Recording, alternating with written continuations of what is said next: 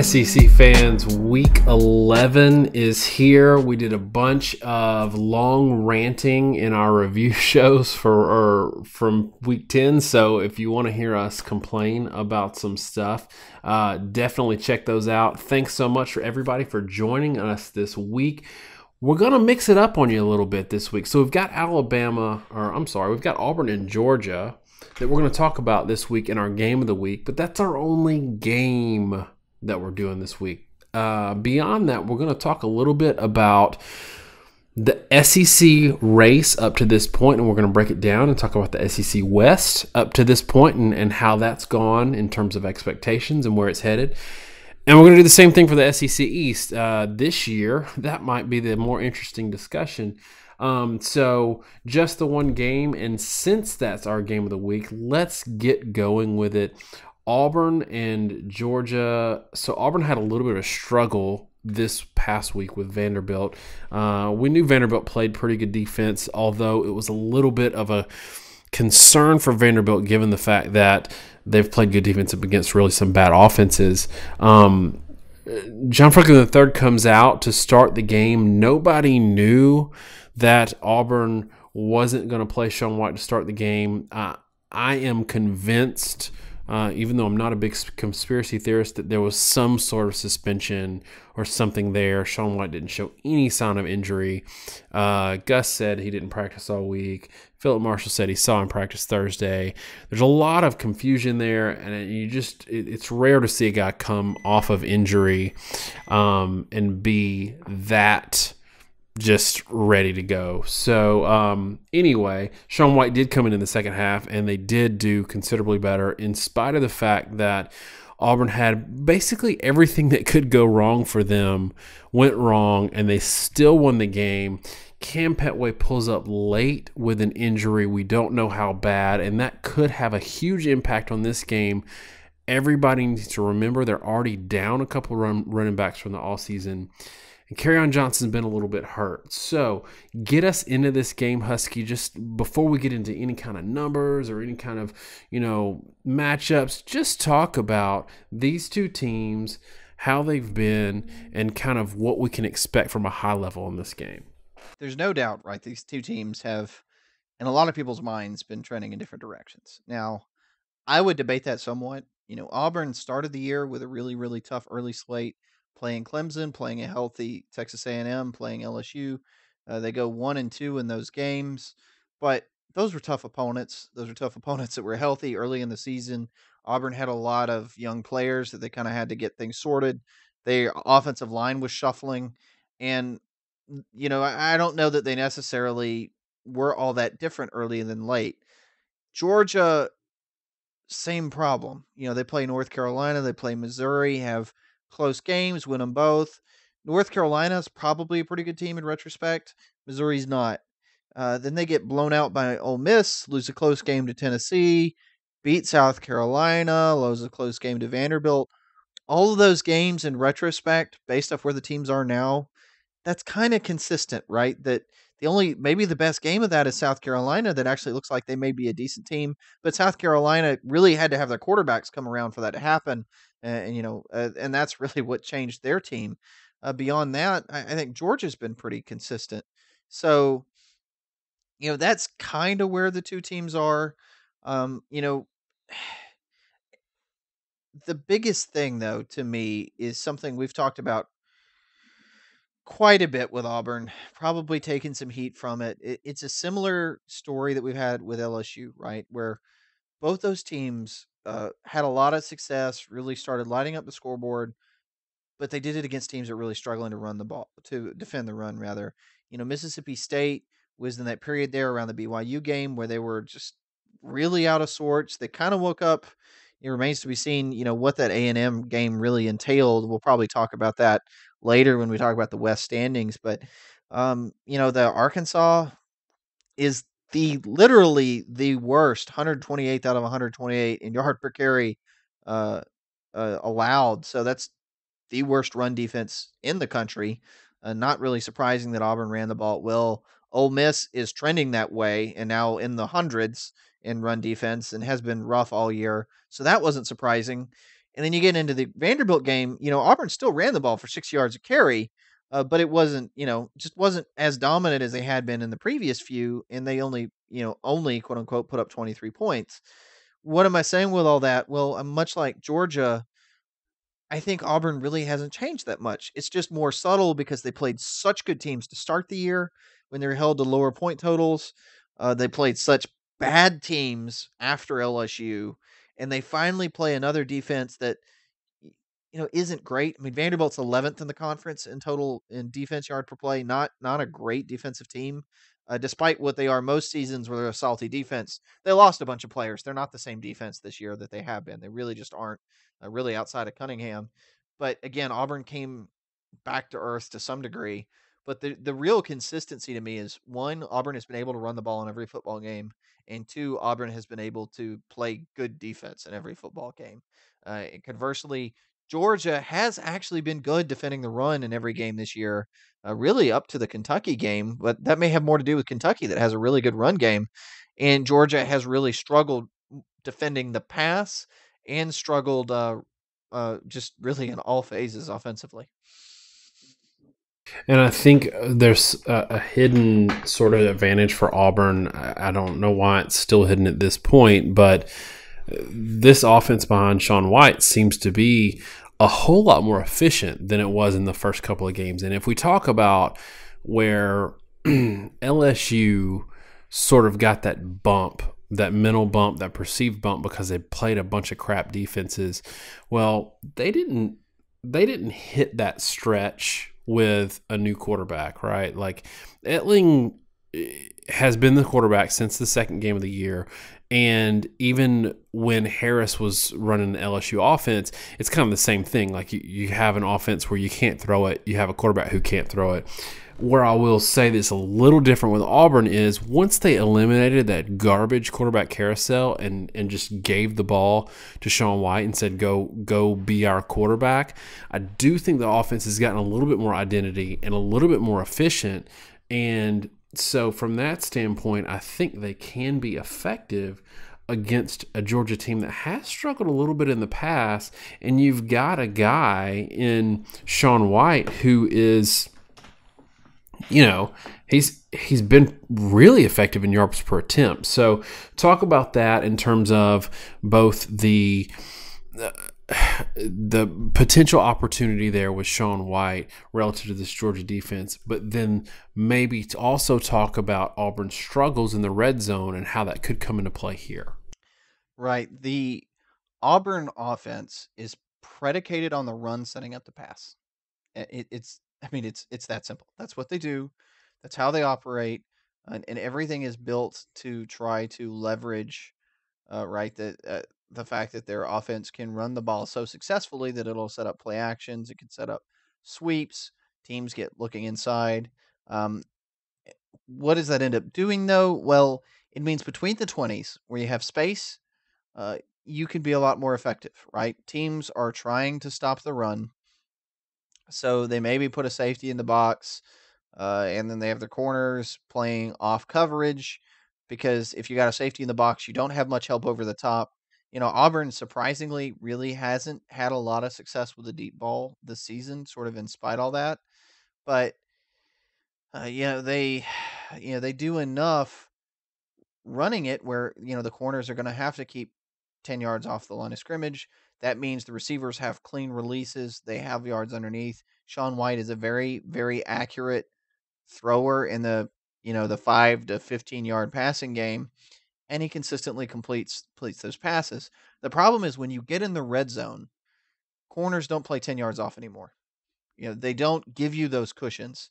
And so where, from the 20-yard line to the 20-yard line where you're running it, and where the defense is basically saying we're going to try to do everything we can to stop the run, and we're going to play off on the pass so you don't get a deep pass play easily, and you end up with a lot of room to operate because you can spread the field with the receivers, get the corners and safeties running downfield, which means they vacated the boundary. You don't have a corner there to really help in run support. You hit them with a sweep, you run off tackle, etc., and you can really hurt them. When you get in the red zone, the defense now doesn't really have to worry about getting burned down the field. They don't have, no matter what you do, The corners are always closer to the line of scrimmage. That sweep stuff gets a lot less effective in the red zone because the corners are never that far away. They can always come crashing down on the edges.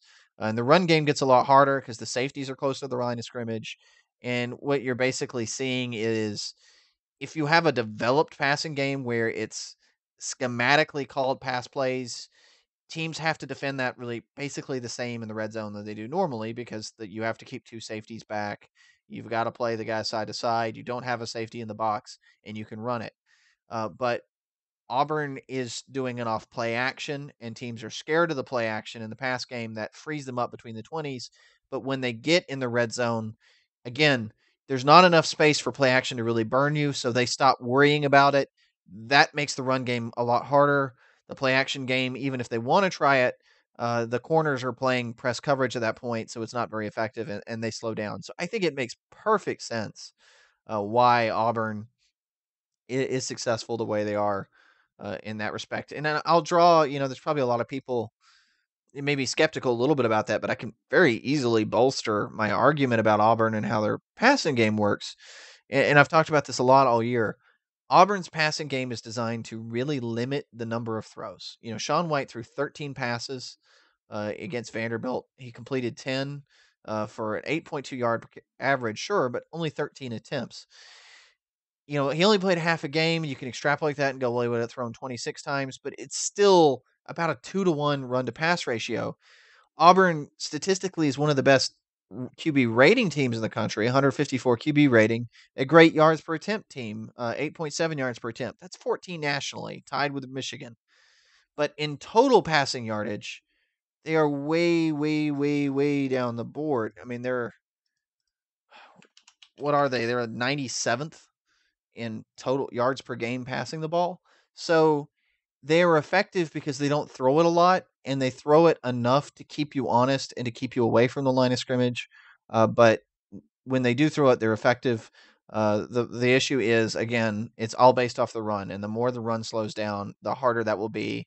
Run tends to slow down in the red zone, and that's why the passing game slows down. Long-winded explanation, I know, but I think it was worth it because it really defines Auburn as No, a football team. I think it's worth it too because we see Auburn year in and year out now kind of struggle between the 20s do well between the 20s and struggle in the red zone. So I think it's important to take a step back and look at it, and that's what we do here. I mean, we're nerds. We get into the details, and we may not hit a lot of the high level notes. We don't talk about who's going to win the Heisman every week, but if you want to hear that, there's 106,000 shows that you can listen to. If you want to hear about these kinds of details, then, listen to us. You talked about struggling with the run inside the red zone.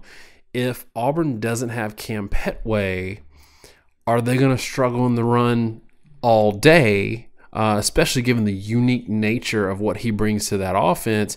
Or do they have enough in terms of personnel that they can cobble together a good running game against this Georgia defense? Or do you think they're going to throw it more to sort of change that game plan around?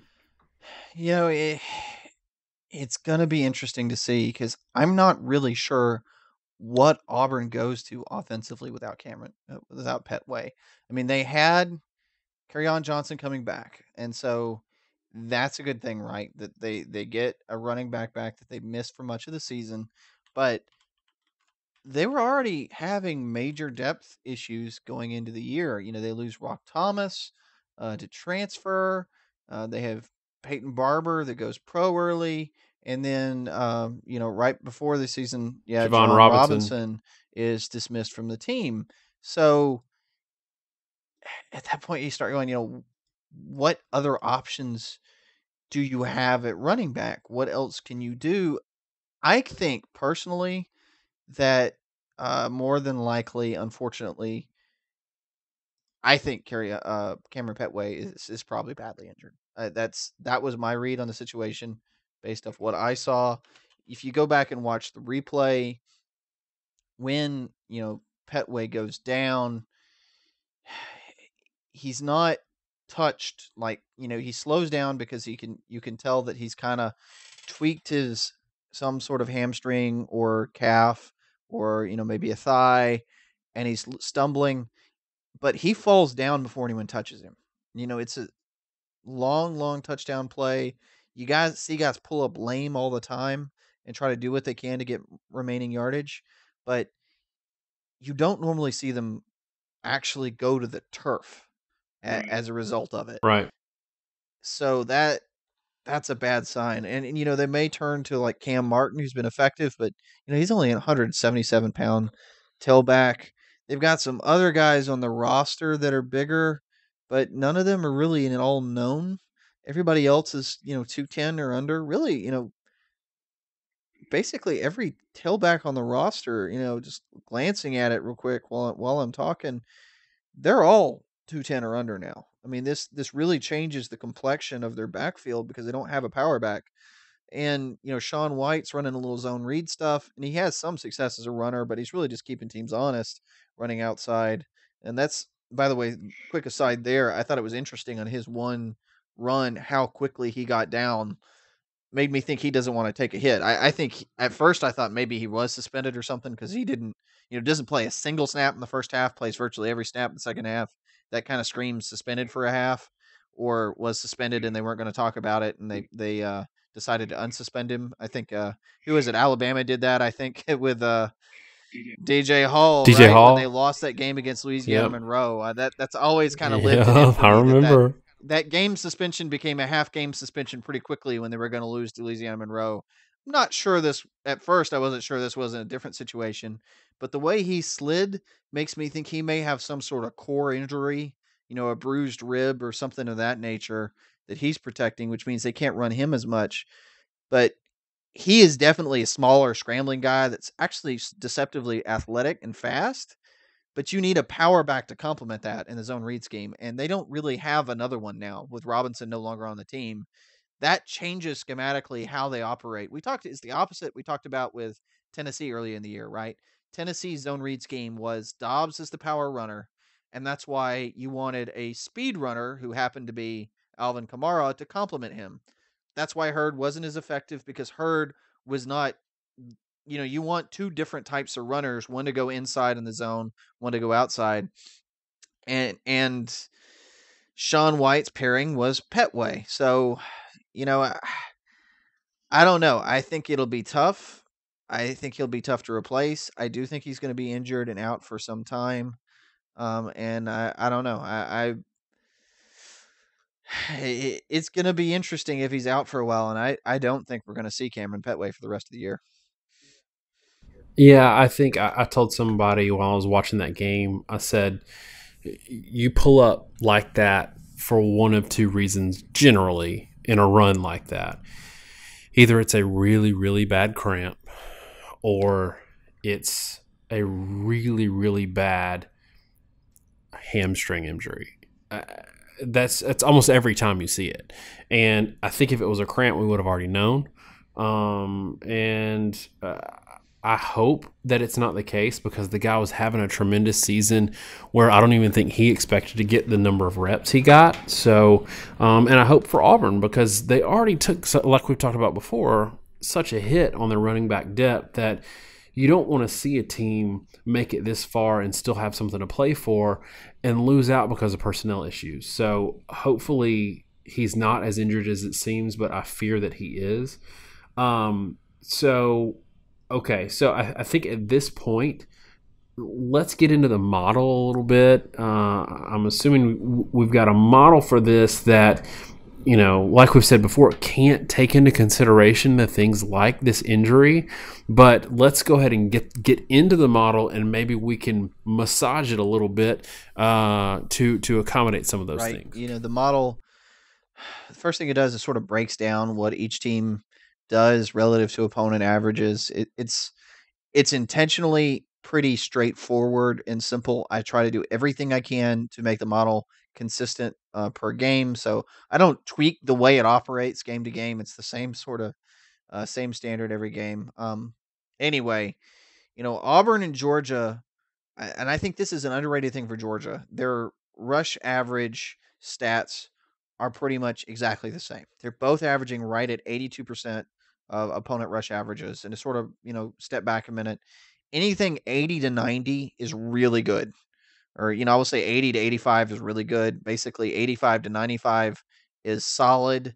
95, 100% is obviously average. But if you're playing in a good team, a conference, and you're a supposedly good team, if you're 100% or below, you're bad, frankly, because there's 128 teams in football, and there's enough bad opponents mixed in there that you should be doing above average for what someone is used to seeing. But anyway, yeah, both teams holding teams to about 82% of their rush averages. I will note that that's definitely the best that Auburn has seen, really not even close since LSU. And on the other side of the ball, the pass defenses really sort of started trending down a little bit for Auburn, which is interesting. They're still holding teams to 90% of passing averages, and that's really good. And I don't want to, take away from that, but just 2 games ago, they were holding teams to 85%. So the past few games, you're starting to see, and you saw it with Vandy. I will say Vandy's quarterback was on point last week against Auburn, and you got to take that into consideration. But Auburn's pass defense is showing some cracks. The flip side is Georgia's given up 103% of opponent passing averages. That's not good. And I think teams maybe perceive Georgia as struggling in the front seven. I really counter to that because again, their run stats are really just as good as Auburn's. Where they're really struggling is in the back seven because they don't have a lot of very good passing offenses, frankly, in the SEC East right now, and Georgia's still giving up over 7 yards per attempt, about 7.4, and that's just not a good number. What does that all come out to? Well, when you take into consideration the offenses, and it has to be said, right, that Auburn has a really major per play average advantage. They're averaging 6.5 yards per play to only 5.2 to Georgia. Then Auburn on a per play should average 6.8 yards per play to Georgia's 4.6. And that's rough, right? Auburn averaging almost 7 yards a play. Georgia in that 4.6 range, which is just enough to sustain drives and put up points, but not enough to do it every play the way Auburn's may be able to. And that's how the model ends up with a 33-18 Auburn win. What's interesting to me about this matchup is you'd think, okay, even looking at the model, Auburn might be a little soft in the secondary, might be a little bit able to expose in terms of an up and down Eason. But what I think is interesting is Eason didn't face a disruptive defensive line against Kentucky and did pretty well. But you go back one game, Florida, who hasn't been as disruptive as an A&M, Alabama, or even Auburn, and that game was a total cluster mess. And then you look at, Vanderbilt the week before, they also struggled. South Carolina wasn't great. So I think where Auburn is soft a little bit on that pass defense, it still might be okay for them simply because there's so many deficiencies on the offensive line for Georgia. And they're going to be facing a pretty disruptive, just front four. Even I think they're going to get pressure with at Auburn. So I don't disagree with the model. The only place that I will be a little tempered with the model is what I said before. It can't factor in the running back depth, but I think Auburn can throw it. For the first time this year, I think they'll be comfortable. And Gus is just dying to throw it. So I think they'll be able to throw it and have some success here.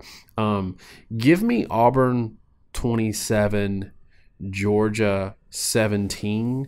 And Sean White has, without checking the numbers, I think his first 300-yard game of the season. I don't think he's had one yet, and I think he's going to get one here. Interesting. To me, this game comes down to something I talked about going into the Ole Miss game, where Auburn was expected, according to the model, to just destroy Ole Miss, and the game ended up, they ended up winning by a couple scores, but they win by a couple scores because Ingram drops a pass that would have allowed Ole Miss to maintain point in that game. Auburn turns around and scores and puts it away. The problem with Auburn is, as good as they are passing the ball, they don't do it very often. They pass the ball successfully because they don't pass it very much and because it's play action. Out of 128 teams in the country, Auburn is 119th in attempts per game. There are option teams like Appalachian State that pass the ball more than Auburn does. So when you talk about what goes on, everything to me with Auburn, it really hinges on how much can they really run it. And they have not faced a run defense anywhere near this good since LSU. And I know Georgia struggled a fair amount against Kentucky, and people will take that into account. I think that's a mistake because a lot of people don't realize that Kentucky actually can run the ball quite well this year. They have a good offensive line and good running backs. And what I go back to is Auburn all year has had issues anytime they face a team that forces them to throw the ball, not because they want to, but because they have to. They have not been held under 4 yards a carry since September in that LSU game. I don't think Auburn is really a different team than they were early in the year. They still ran the ball for 6 yards a carry against Vandy, but they had to fight to do so. And basically, what happened is Vandy was able to stay in base looks, base defense, and still defend the run. And a lot of it was, I know, Franklin not playing quarterback through the half, but even still, Auburn only scored 13 points in the second half. And if Auburn has to face standard defenses instead of single safety coverage, uh, that it changes the complexion of the game. And even though Auburn has 9 yard per attempt predicted, that 4.6 yard per carry average is again it's one of the lowest they may see all year. I still think they win, but I think they win simply because I don't know that Georgia is going to be able to do much either. Georgia struggling quite a bit with the pass. Auburn's opportunistic. Auburn stops the run. Give me Auburn, but give me Auburn 17-7. I think this is I think the Yikes. model, again, the way I've designed it, and I know the way it operates, it does not appreciate the fact that Auburn, as good as their pass yardage is, it's a very small component of their offense, and it's predicated on the run. This is one of those instances where I think the model is going to be off. It's a low-scoring game, and as we've talked about before, anytime where that score gets in the 20s or below, weird crap happens because a couple big plays will cause the game, and both teams end up having to be forced to press. Especially considering the fact that Auburn's lost their power runner, which is going to force them out of their power run scheme that they've been so successful with. I think this game ends up being a slugfest, and I do think Auburn wins it because of we really haven't seen much out of Georgia's offense in recent weeks. But yeah, I do think this game is going to be a lot closer than some may guess. And I've got to brag on us a little bit because we've had a model that's been really good this year, but when you and I have deviated from the model, and I want to use last week as an example, it's been really good. So the model last week had a pretty big, much higher scoring game and a bigger spread for Alabama against LSU in our game of the week. But both of us predicted a lower score, and while our scores were a little bit different, we both predicted an 11-point margin. And you can't get closer to 10 than 11. I mean, I feel the same way this week. We both see it as a 10-point game.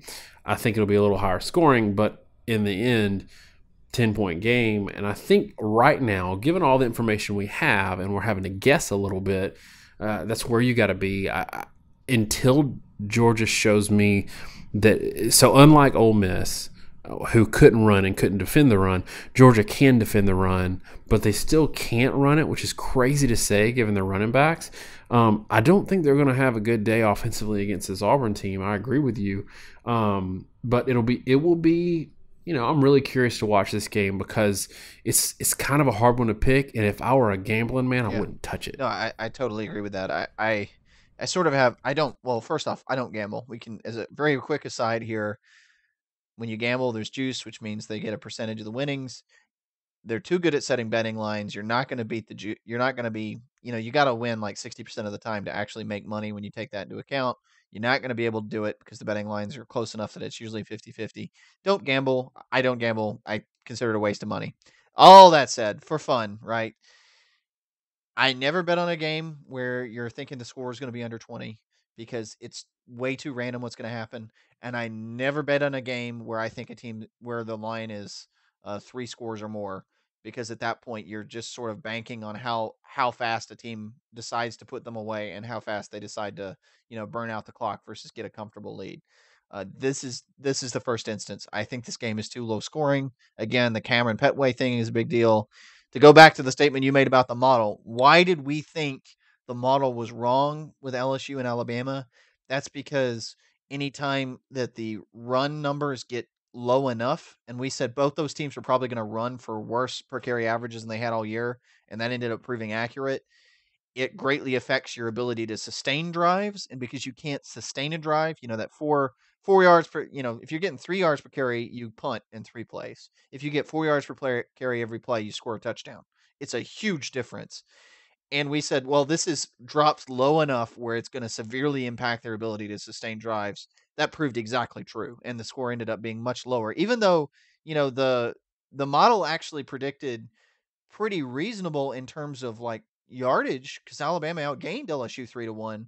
It's just that the yardage was too low for either team to really score. This is the same problem. Georgia is going to run for 3.6 yards a carry in the model, Auburn for 4.6. These teams are too dependent on the run to sustain drives. When those numbers drop to where they're at in the model right now, I don't think they can score 33 points and 19 points running for, Georgia game. I don't think Georgia can score 20 points running for under 4 yards of carry. I just don't think it's going to happen. And I don't think Georgia's going to run for 3.6. I mean, so I'm with you. I think